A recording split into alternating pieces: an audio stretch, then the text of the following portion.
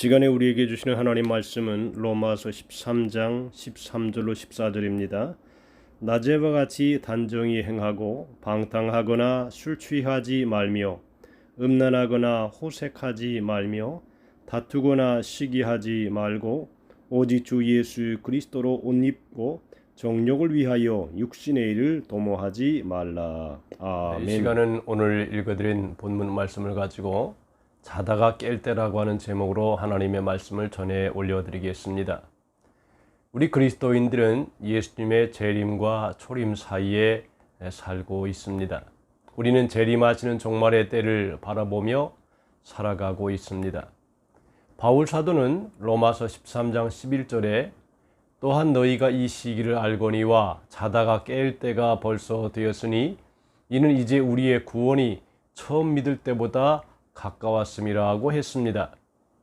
하나님께서는 이미 이 세상의 종말을 정하셨는데 그러므로 하루하루가 지나간다는 것은 우리가 그날을 향하여 하루하루 더 가까이 나아간다는 것입니다.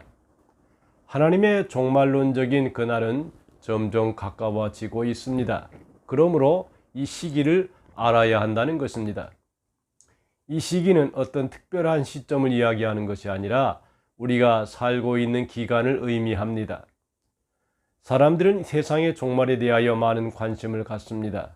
그래서 어느 누가 몇 년에 세상의 종말이 온다고 하면 수많은 사람들이 몰려드는 기이한 현상을 볼 수 있습니다.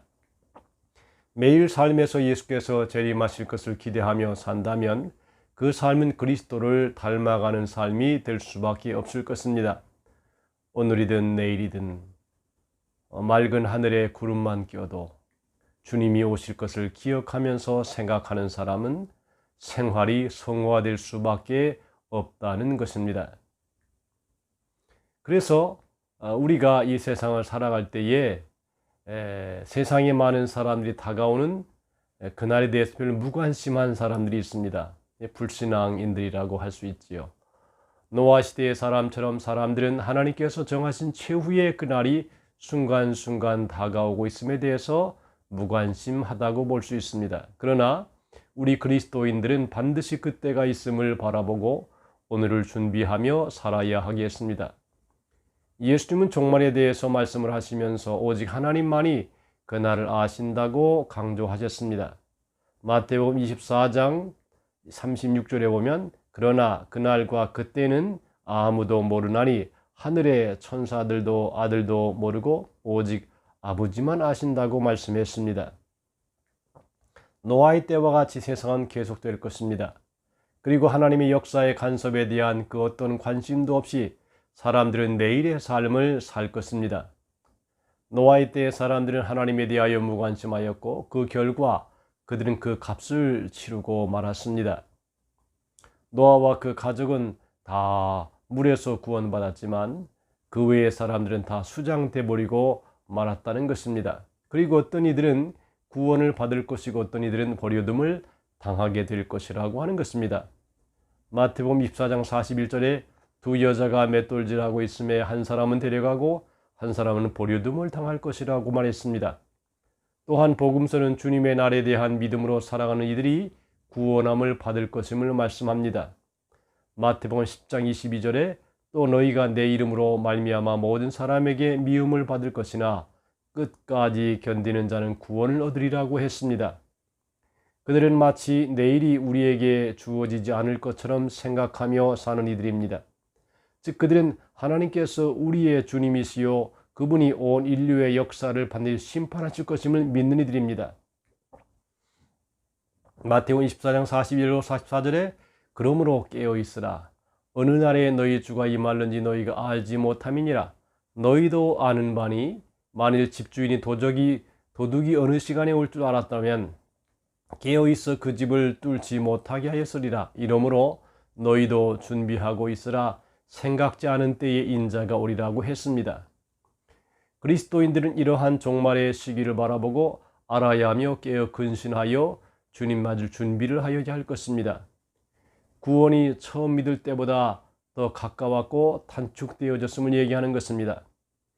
역사는 하루하루 최후의 그날을 향하여 다가가고 있습니다. 에베소 5장 14절과 17절에 그러므로 이르시기를 잠자는 자여 깨어서 죽은 자들 가운데서 일어나라. 그리스도께서 너에게 비추시리라 하셨느니라. 그런즉 너희가 어떻게 행할지를 자세히 주의하여 지혜 없는 자 같이 하지 말고 오직 지혜 있는 자 같이 하여 세월을 아끼라. 때가 악하니라. 그러므로 어리석은 자가 되지 말고 오직 주의 뜻이 무엇인가 이해하라 그랬습니다. 우리가 알아야 될 것은 구원에 관한 이야기입니다. 구원은 세 가지 측면이 있습니다. 첫째로는 믿는 그 순간에 이미 구원을 이루었다는 것입니다. 에베소 2장 8절에 너희는 그 은혜에 의하여 믿음으로 말미암아 구원을 받았으니 이것은 너희에게서 나는 것이 아니요 하나님의 선물이라고 했습니다. 두 번째는 성도에게 있어서 구원은 점진적이라는 것입니다. 구원은 이루어진 것인 동시에 이루어 가야 할 것입니다. 빌립보서 2장 12절에 그러므로 나의 사랑하는 자들아 너희가 나 있을 때뿐 아니라 더욱 지금 나 없을 때에도 복종하여 두렵고 떨림으로 너희 구원을 이루라 그랬습니다. 점점 이루어져 가는 구원에 대한 이야기입니다. 세 번째는 미래의 구원입니다. 이 세 번째가 바로 본문에서 말하는 구원입니다. 이 구원은 말세에 나타내기로 예비된 구원입니다. 베드로전서 2장 1장 5절에 너희는 말세에 나타내기로 예비하신 구원을 얻기 위하여 믿음으로 말미암아 하나님의 능력으로 보호하심을 받느니라고 했습니다. 이 구원을 이루며 동시에 구원하는 자 곧 주 예수 그리스도를 기다려야 합니다. 빌립보서 3장 20절에 우리의 시민권은 하늘에 있는지라 거기로부터 구원하는 자 곧 주 예수 그리스도를 기다린다고 했습니다. 이것은 그리스도가 재림하실 때만이 완벽한 구원을 이룰 수가 있기 때문입니다. 그러나 구원은 과거 우리가 처음 믿을 때보다 분명히 가까워졌으며 그러기에 모든 그리스도인들은 구원자이신 그리스도를 바라보면서 깨어 근신하며 사명을 감당해야 합니다.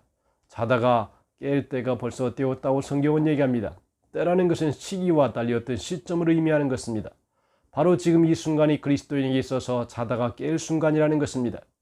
여기서 잔다는 것은 늦어지고 부주의하며 무관심한 것을 비유하는 것으로 나타납니다. 그 예로 우리는 예수께서 비유로 말씀하신 슬기로운 다섯 처녀와 미련한 다섯 처녀에서 찾아볼 수 있습니다. 신랑인 예수 그리스도를 기다리는 신부인 그리스도인들은 신랑이 생각보다 더디 온다고 해서 게을러지고 부주의해서는 안 되며 슬기로운 다섯 처녀처럼 준비하며 기다려야 한다는 것입니다. 또한 바울도 깨어서 의를 행하고 죄를 짓지 말 것을 요구합니다. 고린도전서 15장 34절에 깨어 의를 행하고 죄를 짓지 말라. 하나님을 알지 못하는 자가 있기로 내가 너희를 부끄럽게 하기 위하여 말하노라. 자지 말고 깨어 근신하라고 권고하였습니다. 그러므로 우리는 다른 이들과 같이 자지 말고 오직 깨어 정신을 차릴지라. 그 이유는 주의 날이 도적같이 임하기 때문입니다. 주의 날이 밤에 도적같이 이를 줄을 너희가 자신이 자세히 알기 때문이라. 도적이 올 때에 전혀 예고 없이 오는 것과 마찬가지로 주의 날, 즉 그리스도의 재림도 어느 날 호련히 임할 것이라는 것입니다. 그러기에 그리스도인들은 날마다 생활 속에서 주를 바라보며 의를 행하여야 하며 주의 날을 기다려야 합니다. 자다가 깰 때는 주님의 다시 오심을 믿어야 합니다. 이때는 인류의 종말의 때를 가리킵니다. 2000년 전에 초림하신 예수께서는 반드시 다시 오십니다. 그리고 주님이 다시 오심을 준비하지 못한 사람들에게는 심판의 때가 될 것이라고 하는 것입니다. 모든 인생들은 그때 셈을 하기 위해서 예수님 앞에 서게 될 것입니다. 마지막 때 우리 각자는 하나님 앞에 심판을 받게 될 것인데 우리는 과연 하나님 앞에서 무지의 선고를 받을 수 있으며 그때 우리는 예수님으로부터 잘하였다 착하고 충성된 종아라고 하는 말을 들을 것입니까? 우리는 어떻게 그때를 준비할 것입니까?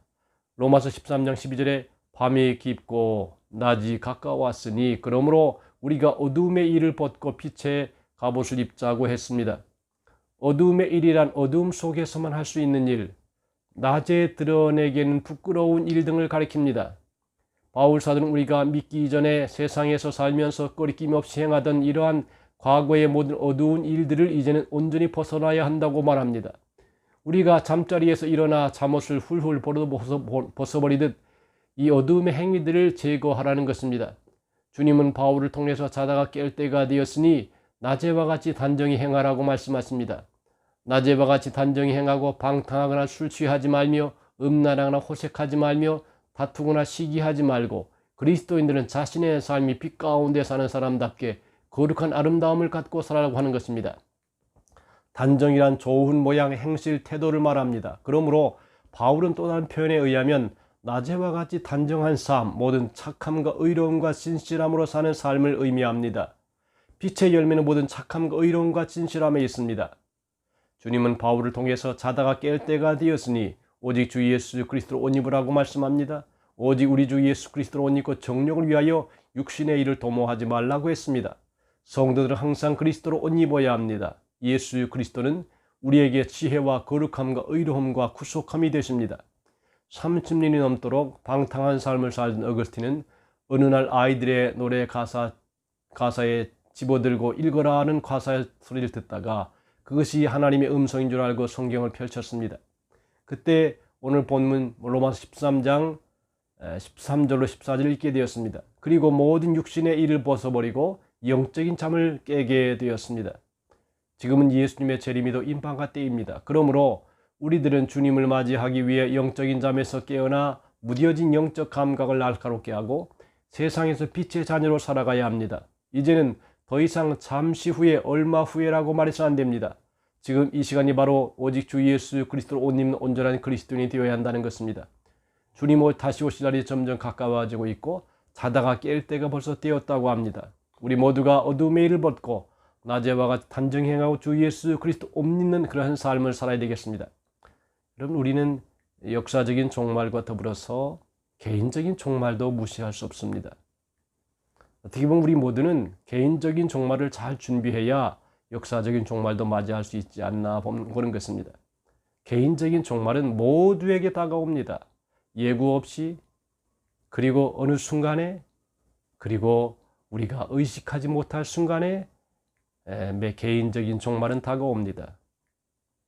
이 개인적인 종말은 세상 어느 사람 누구에게나 다 다가옵니다.